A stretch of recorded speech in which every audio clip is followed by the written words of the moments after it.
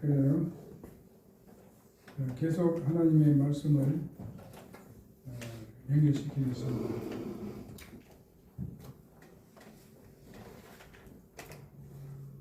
앞에서는 우리가 환난 날에 만난 사람에 대해서 생각해 봤습니다.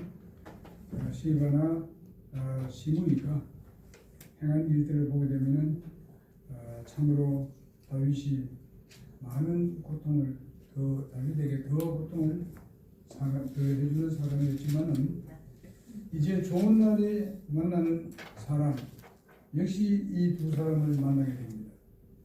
그러니까 참 이 두 사람이 어려울 때 고난 당할 때에 참 저주하고 또 자기가 거짓말을 해서 이렇게 한 자리를 차지하려고 이렇게 했던 사람들이 이제 그것을 잘못인 걸 알고 그분 앞에 나와서 지금 회개하는 그런 모습을 볼 수 있습니다. 우리 바리새인들을 향해서 이 침례 요한이 이야기를 이제 침례 요한이 그 강요에서 말씀 전할 때에 많은 사람들이 거기에 나왔었습니다. 그래서 회개하고 침례를 받았어요. 그러니까 많은 사람들이 나가니까 바리새인과 서기관 이런 사람들도 이제 막 쫙 같이 나왔지요. 그럴 때에 침례 요한이 뭐라 합니까? 침례 요한이 아주 독사의 새끼 같은 독사의 자식들아 이렇게 얘기하면서 너희들이 아브라함의 자손이면 아브라함의 신앙을 따를 것이지 너희가 아브라함에 대해서 그렇게 자랑하면서 네가 아브라함같이 그래 믿음 생활을 했느냐? 이렇게 했어요. 그러면서 뭐라는 거 알아요? 여기 돌이 많은데 너희들이 참으로 아브라함 자손 같으면 하나님께서 이 돌을 가지고 아브라함의 후손을 만들겠다. 자손을 만들겠다. 아주 강력한 얘기를 했었습니다. 이거는 그들에게 참 엄청난 그런 자극을 주는 그런 말씀이었죠. 그러면서 뭐라는가 하면 너희들은 가서 회개의 열매를 맺고 와서 침례를 받으라 하는 거예요. 회개도 하지 않냐고 와서 그냥 모든 사람에게 자기들이 존경받기 위해서 나도 이렇게 침례 받는다 하면서 자랑하려고 왔던 사람들. 이런 걸 보면서도 지금도 마찬가지입니다. 마찬가지. 겉으로는 그렇게 잘난 척 하면서도 사실상 중심은 그렇지 않은 사람들이 많습니다. 회개하면 회개의 열매를 맺어야 되죠. 회개의 열매를 맺는다는 게 무엇입니까? 여기에 지금 현재 나오는 사람들이 회개의 열매를 맺습니다. 시므이하고 시바가 지금 회개의 열매를 맺습니다. 그래서 실제적으로 자기들이 행동으로 보여주고 있습니다. 여기 와서 만약에 내가 잘못했습니다. 이 말만 하면 안 되지. 그의 모든 행동을 다 보여주고 있습니다. 지금 회개의 열매를 맺고 있습니다. 그러니까 다윗은 그것을 받아주는 거예요. 그들의 잘못을 본다면 절대로 받아줄 수 없죠. 그러나 다윗은 정말 그 사람을 분간하고 그것을 받아주는 걸 볼 수 있습니다. 그러나 그게 누가 그것을 다윗에게 이해합니까? 아비새가 뭐라 합니까? 시므이가 주의 기름 부으신 자를 저주하였으니 이를 인해서 그가 죽어야만 하지 않습니까? 죽어야만 하지 않습니까? 이 말이 맞아요. 그때 법으로 보고 무엇으로 보든 간에 그런 죽을 사람입니다. 당장 그냥 처단당할 사람입니다.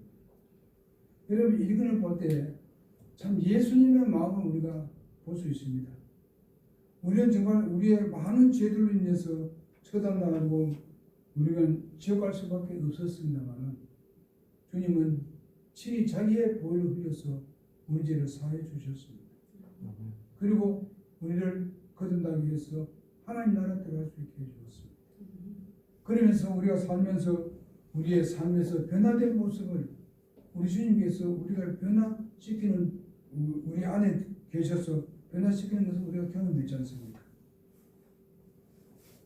다른 사람이 나를 변화시킬 수 없었습니다. 부모도 나를 변화시킬 수 없었습니다. 주님은 우리를 변화시켜 주었습니다. 주님의 용서가 그렇습니다. 그래서 여기서 우리는 다윗은 그 주님을 닮았다. 이 부분에 대해서 이런 것을 볼 수 있습니다. 다윗이 요단을 건너온다는 소식에 시므이는 자기 이전의 죄악을 생각하고 다윗의 가족인 그런 유다 사람들과 자기의 가족 베냐민 사람들을 데리고 제일 먼저 왕을 맞으러 옵니다. 그냥 자기 몸만 홀로 온 게 아니고 정말 여기 보니까 꽤 많은 사람들 데려왔습니다. 그리고 보니까 다윗이 이렇게 그거 보니까 여기 보면 다윗이 굉장히 많은 사람들 데려왔어요. 그러면서 이제 그가 다윗에게 진정한 회개의 뜻을 그에게 나타내 보여주는 것을 볼 수 있습니다. 다윗은 그것을 보고 용서하는 마음이 다 가지고 있었습니다. 우리도 하나님께 나갈 때에 하나님은 결코 우리가 죄를 범한 것을 용납하지 않습니다. 그에 대한 분명한 것을 하나님은 심판하는 것입니다. 소위 말하면 징계를 내리시는 거예요. 징계 안 내리시는 하나님이 아닙니다. 근데 그 모든 징계들을 벗어날 수 있도록 하시는 분이 누가 하면 예수님이십니다. 예수님이 우리의 기도를 들어주시고 그것을 주님께 말씀드렸을 때에 바로 하나님께 말씀드렸을 때에 하나님은 예수님을 보시고 우리를 용서하시는 거예요. 그래서 그분은 오늘도 우리의 대제사장으로 계십니다. 그 역할을 다 하고 계십니다. 그리고 우리가 깊이 들어가보게 되면 때로는 눈물도 납니다. 내가 이래 했는데도 불구하고 주님 나를 받아주시는 거야. 징계의 채찍을 받아야 되는데 내가 빨리 주님 앞에 나가니까 그것도 징계도 내려주지 않은 거야. 이럴 때가 많습니다. 그래서 회개하는 뜻이 바로 그들의 행동이었었습니다.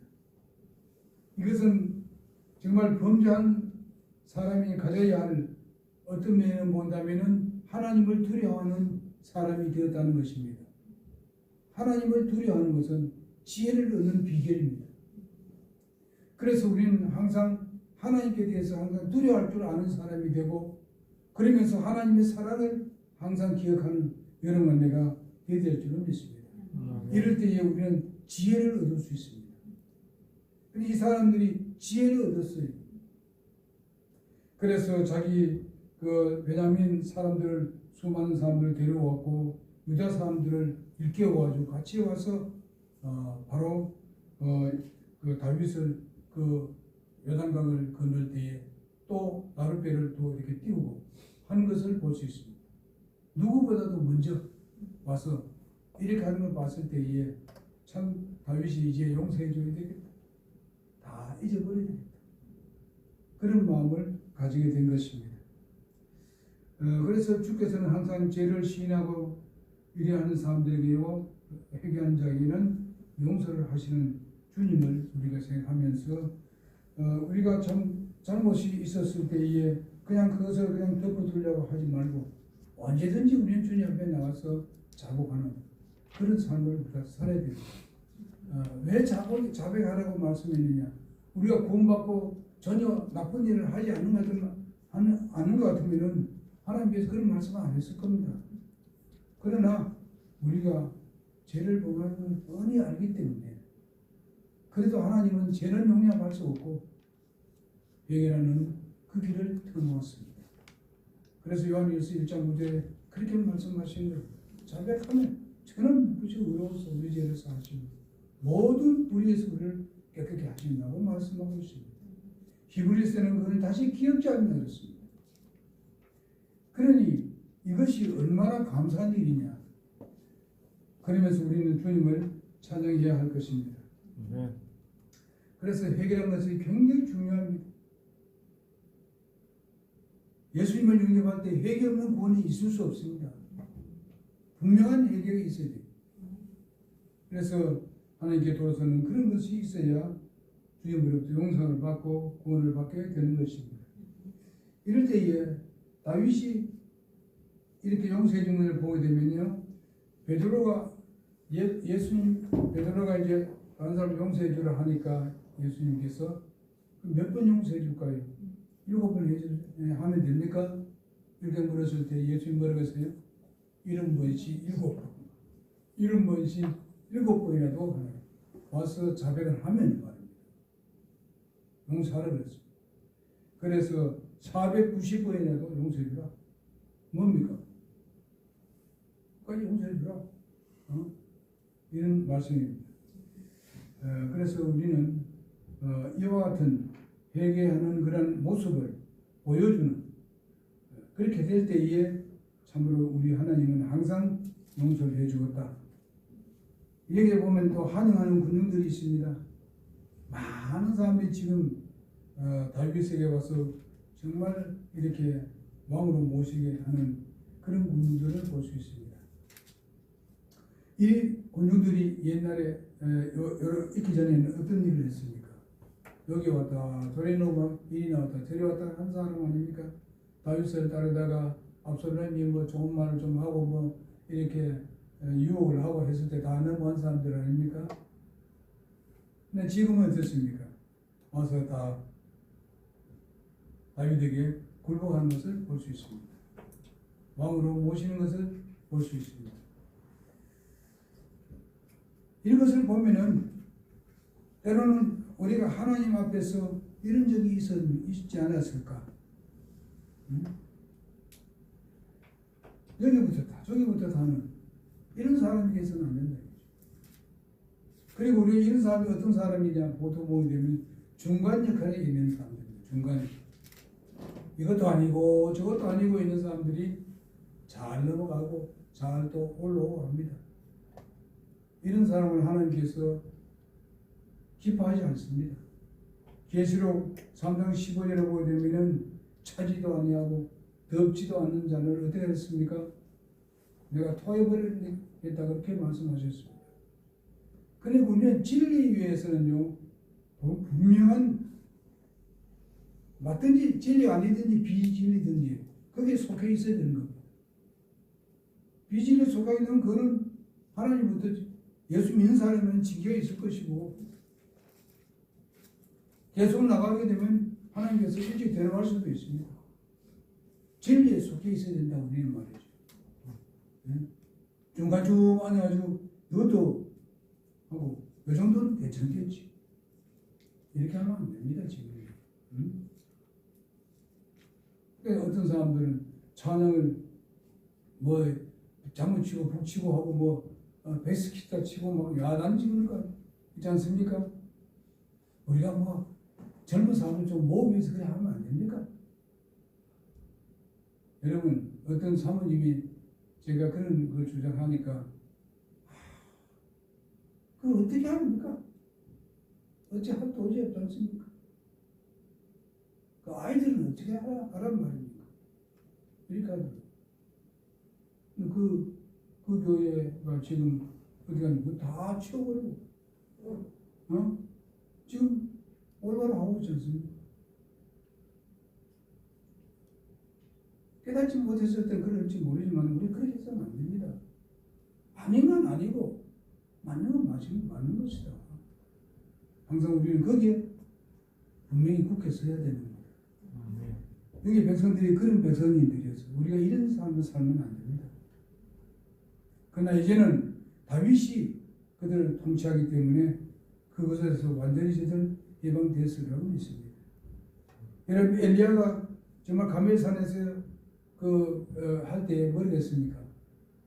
너희들이 정말 하나님이 너희들 신이면 그쪽으로 분명히 서고, 정말 여기 바알이 너희 신이면 그쪽으로 서라.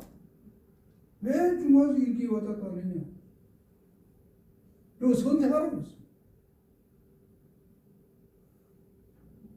그러나 그 당시에 그 백성들이 선택했습니까? 바알에 재물 드는데 거기에 치중해 있었지 않습니까? 물론 그 당시에 왕이 그걸 따랐으니까 무서워서도 했는지 모릅니다. 여러분, 우리가 무서워서 그럴 것 같으면 여기 앉아 있을 필요 없습니다. 우리의 믿음의 선배들이 그게 무서워서 그렇다면은 여러분, 우리에게 이런 진리가 들어왔겠습니까? 어떤 어려움이 시련이 있어도 저는 진리를 쫓았습니다. 그래서 오늘날 우리에게까지도 오게 된 것입니다. 그렇다면 여러분과 나도 그 믿음의 유서를 계속 가지고 우리 후대들에게 가르쳐야 되는 것입니다. 하나님은 우리가 숫자가 적다 하더라도 그 진을 쫓는 사람의 편에 있다는 것을 우리는 잊지 말아야 됩니다. 여호수아도 마지막에 뭐라 했습니까? 바로 이방신을 섬기든지 하나님을 섬기는 두 가지 중에서 선택하라고 했습니다. 왜 그런 얘기를 합니까? 그때도 머뭇머뭇거리는 사람들이 있었기 때문에 그렇습니다. 비진을 쫓는 사람들이 있었기 때문에 그렇습니다.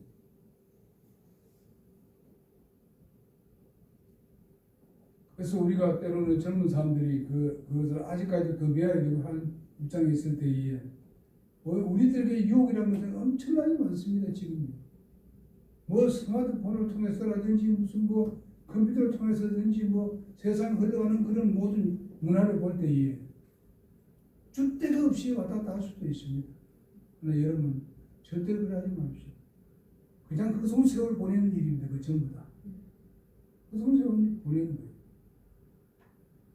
제가 이제 그 캠프 교사들에게 어떤 형제에게 얘기했습니다. 빨리 하나님께서 불렀으면 빨리 결정하라. 여기 와서 엉거리고 여기 오고 하지 마라. 시간 낭비될 테니까 지금 이 시간부터 정말 하나님이 불렀으면 확실하면 그 일을 하라. 어떤 어려움이 있더라도 그쪽으로 나가서 거기에 집중하면은 결과적으로 거기에 전무가 될 것이다. 그랬어요.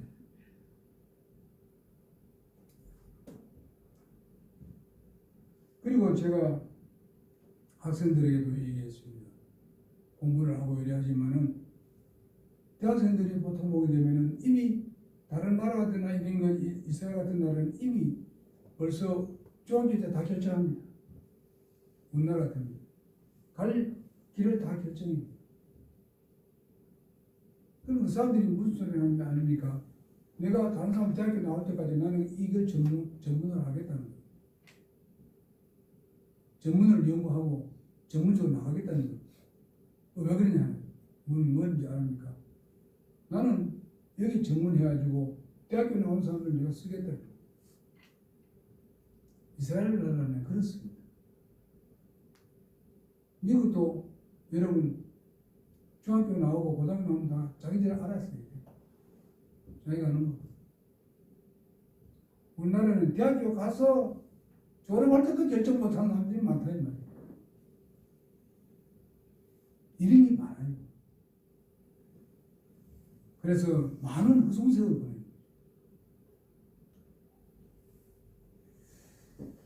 보내요. 우리의 믿음의 생활도 마찬가지입니다. 우리 허송세월 보낼 필요 없어요. 딱 질려서 가지고 계속 그쪽으로 파고들어요. 그럼 그쪽에 대해서 그쪽 부분에 대해서 전문이 되어버립니다. 다윗의 인격을 우리가 보게 되면 이미 다 앞에서 다 얘기했습니다만은요. 회개에서 변화된 자의 인격을 볼 수 있습니다. 다윗은 철두철미하게 회개한 사람입니다. 자복을 한 사람입니다. 그렇기 때문에 그 사람의 마음을 알아요. 시므이 같은 사람, 시바 같은 이런 사람들을 잘 아는 거예요. 자기가 잘못에 대해서. 이런 것이 그들의 눈에 혁혁히 드러나는 것을 봤습니다. 그러니까 그들이 와서 고백할 수밖에 없어요. 사명하고 당신을 섬기겠다고 이렇게 하는 것을 볼 수 있습니다. 우리 안에 문제라든지 바로 나단 선지자가 그것을 지적해 줬을 때에 다윗은 정말 통회를 했었습니다. 그러나 하나님은 율법 시대이기 때문에 거기에 대한 징계는 계속 있을 것이라고 얘기했던 것을 볼 수 있습니다. 그리고 지금 다윗은 그것을 다 지금 경험하고 있습니다. 그러나 우리 은혜 시대는 그렇지 않습니다.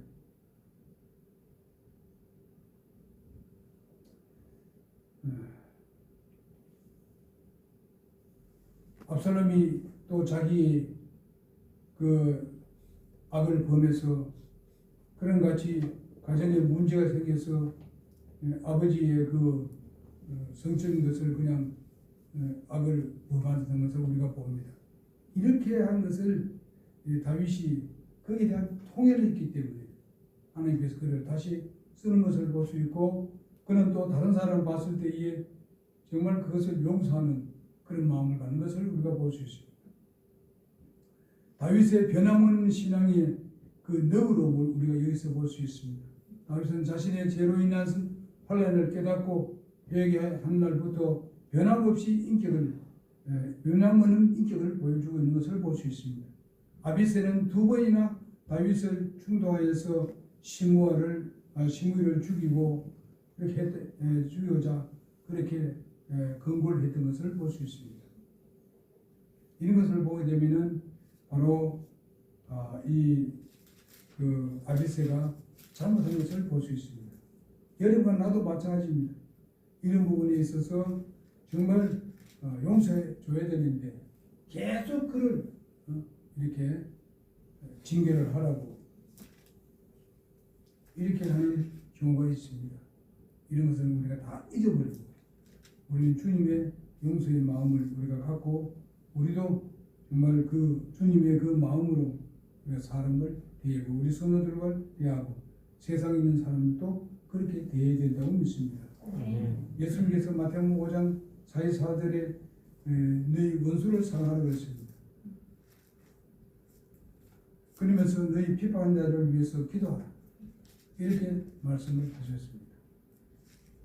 이것이 그렇게 쉽지는 않습니다.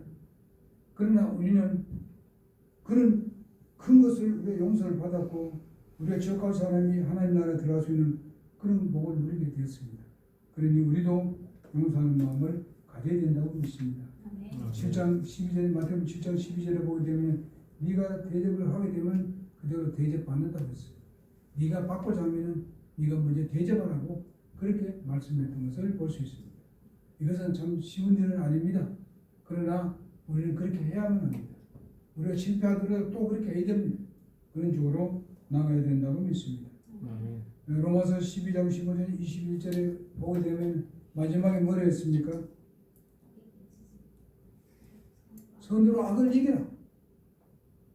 선으로 악을 이겨라. 지금 다윗은 이기고 있습니다. 선으로 악을 이기는 것입니다. 예수님께서 말씀하신 용서는 바로 끝까지 용서를 말씀해 주고 있습니다. 흔히들 용서했다고 해놓고 얼마 시간이 지나게 되면 다시 또 재론을 할 때가 있습니다. 사람인지라 일할 수 있으니까 조심해야 되지, 그죠? 이거는 사회를 아주 벌어지게 만드는 경우라는 것을 기억해야 될 줄 믿습니다. 어떤 선교사가 에스키모 맨 처음에 갔을 때에 거기는 용서라는 단어가 없답니다.